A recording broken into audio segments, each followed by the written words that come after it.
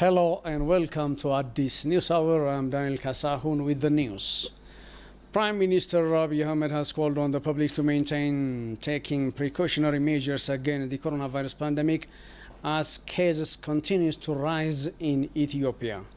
As COVID-19 cases continue to surge and intensive care units operate at maximum capacity, it is imperative that the public don't lose sight of precautionary measures, the Premier wrote on his Facebook page. Save your lives, save someone else's life, and support our health workers by wearing a mask, he has advised.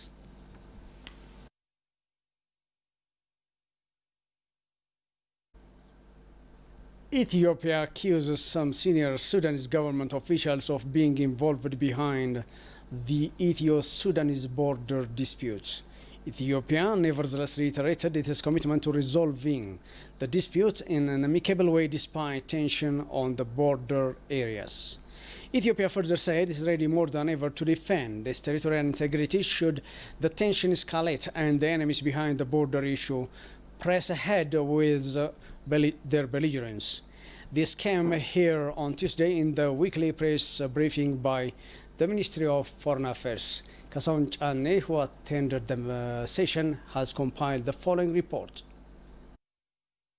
The Ministry of Foreign Affairs disclosed during a briefing that it will intensify efforts to resolve the border dispute prevailing in the Horn of Africa. Tensions in the border region have led since the outbreak of conflict in Ethiopia's northern Tigray region in early November and the arrival of more than 50,000 refugees in eastern Sudan. Spokesperson of the Ministry of Foreign Affairs, Ambassador Dina Mufti, said in a weekly statement that despite the current tensions on the Ethiopian-Sudanese border, the Ethiopian government will continue to work to resolve the issue amicably.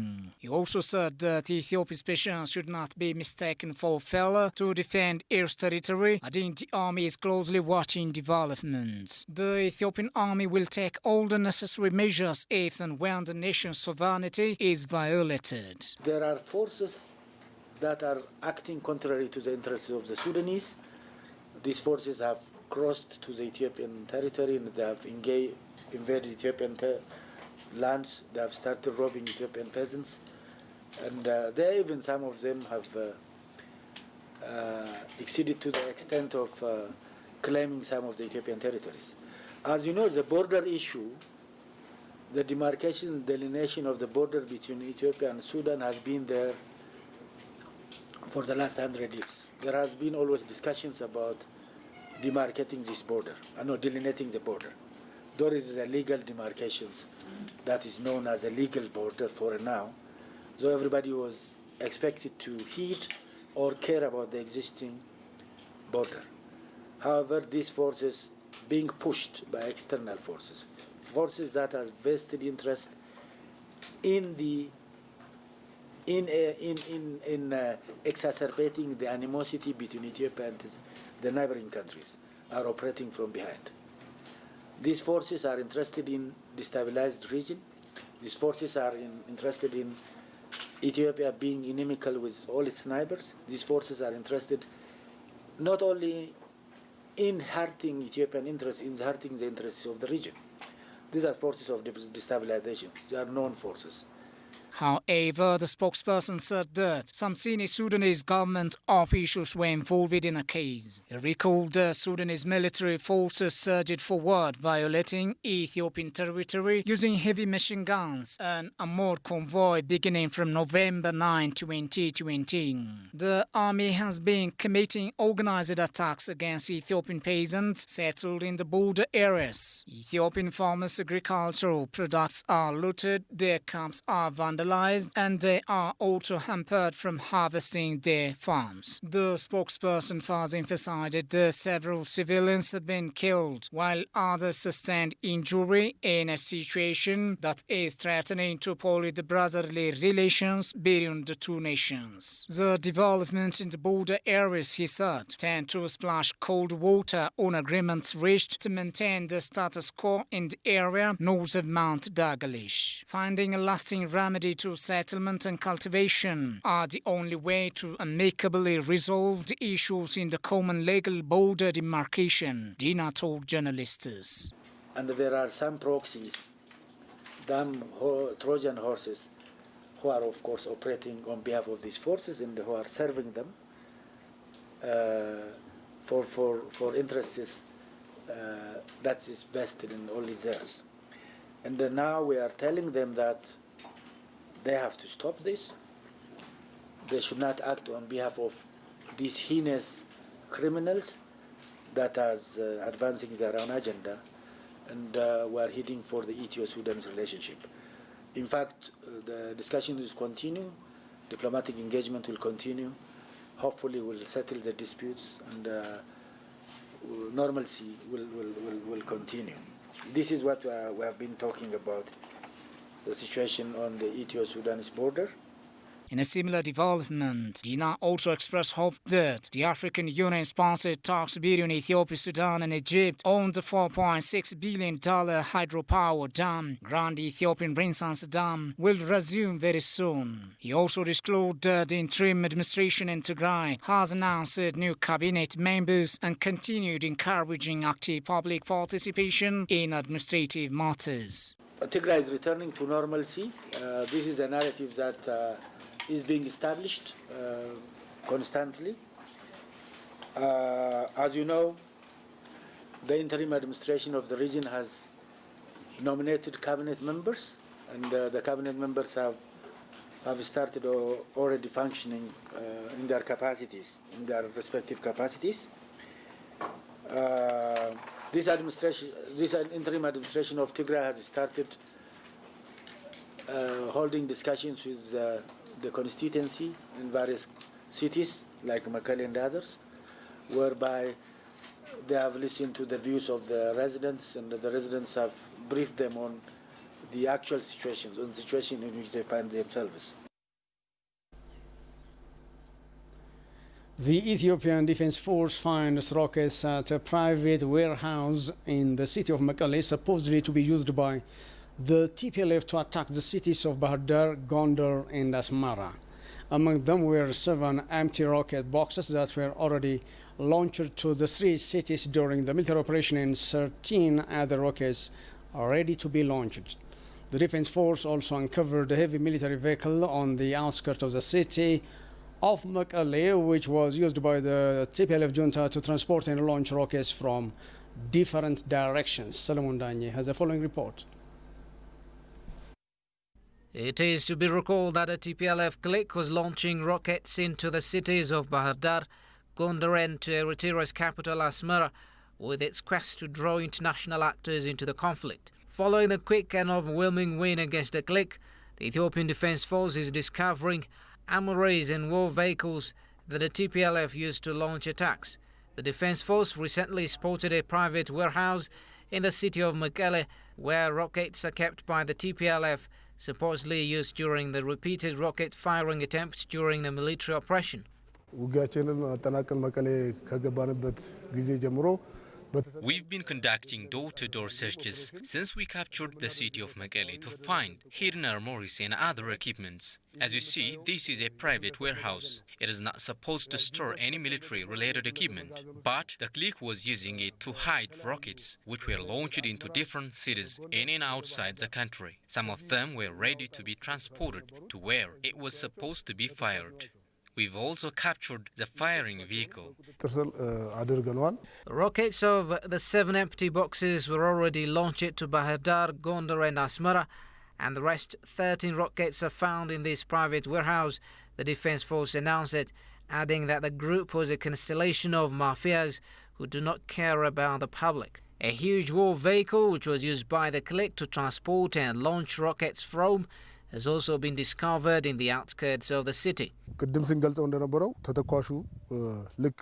As I mentioned before, the rockets were being launched from this vehicle. They were using the vehicle to move rockets from one place to another. We've been able to trace it before being destroyed. It is our country's resource. Normalcy is already restored in Tigray. The troublesome clique was considered a humiliating defeat. The Benshangul Gumuz State Council has lifted yesterday prosecution immunity of its 4 members during its emergency session. The council revoked their immunity on suspicion of having links with security problems in Matakal zone. The council also demanded law enforcement measures upon those individuals who have participated directly or indirectly in the ethnic-based killings of civilians and destruction of properties in the zone. They also urged the council to identify those members who have links with the recurrent security problem and killings in the region.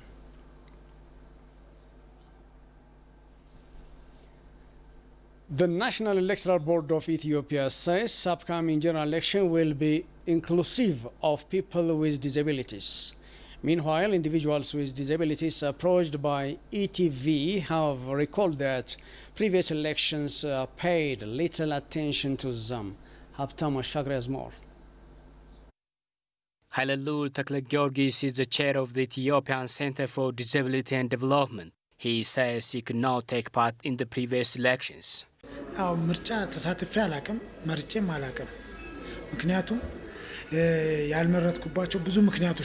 I never participated in the past elections in the country. I have many reasons for this. Firstly, there is no favorable atmosphere to take voters' card. There was no responsible body to analyze the problem that we had in the previous time. Thus, I was not ready to vote in the election. The accessibility problem in the election blocked me to participate in the election. This is Winshet Gima with hearing impairment. She said the pre-election activities have failed to consider physically impaired persons across the country. የፖለቲካ ፓርቲዎች ቅስቀሳ ያደርጋሉ የተለያየ ነገር ለወደፊት ስለሚሰሩት ነገር ይናገራሉ ነገር ግን በምልክት ቋንቋ አይታይም Every electoral executive is expected to identify favorable condition for them in every poll station. Contesting political parties have been undertaking promotion works for their respective parties, but there was no sign language to disabled persons. As a result, deaf people in Ethiopia are not accessible to and well informed about the national election across the country. This is a big problem. They have to adopt a program to address this problem. They have to implement inclusive strategy to disabled individuals. I think they have to promise to solve these problems in the near future. I hope this is a great advantage to promote their strategy as well.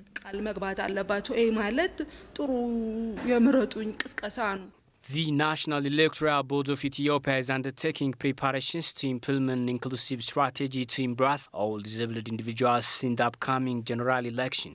አካል ጉዳተኛ የሆነ የግል ተመራጭ ካለ ለምርጫም በሚመጡ ለመምረጥም ለመመዝገብም በሚመጡበት ጊዜ If we have a disabled person as a candidates or voters in the upcoming election, we put directions for these individuals to get advanced service in every poll stations.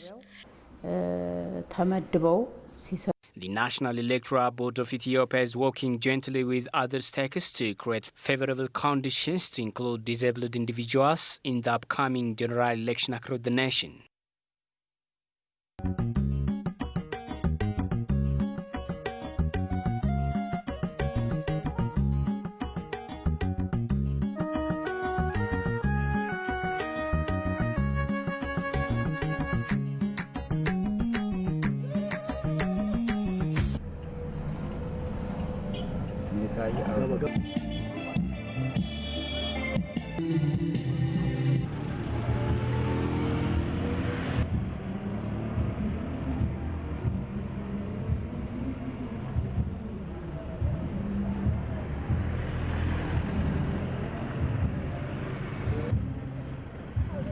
በተለይ ከ4 አመት ወዲህ የመጡ ለውጦች አሁን በ4 አመት የተሰራው ስራ ወደ ኋላ ባሉት አመታት ቢሰራ ምን ያህል ትሆን ነበር? ደስ የሚሉ ጅምሮች አሉ። ውስጥ ለውስጥም ስፓልት ተሰርቷል። ከዲዳ ጋሚላ አሸማሸሚቱ ማን በጂንጉን መሳላ አሸማሸም አንገጫ ከዲዳ ጋሚላ አሸማሸሚቱ ማን በጂንጉን መሳላ አሸማሸም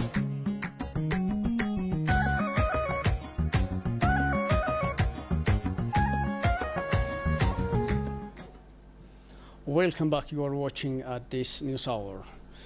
The Ministry of Peace vows that it will do all it takes to bring to justice criminals involved in the Matakkal massacre. The country's peace ministry has held discussion with communities in Matakkal zone. During the discussion, surviving victims of the horrific incident have asked for justice by narrating the ordeals they underwent. Responding to the claims, State Minister of Peace, Freya Al-Mshbaba, said all the attacks inflicted upon individual members of each victimized family will be regretted and criminals will be brought to justice. She also added that the government is working to reinstate the victims to their vicinity.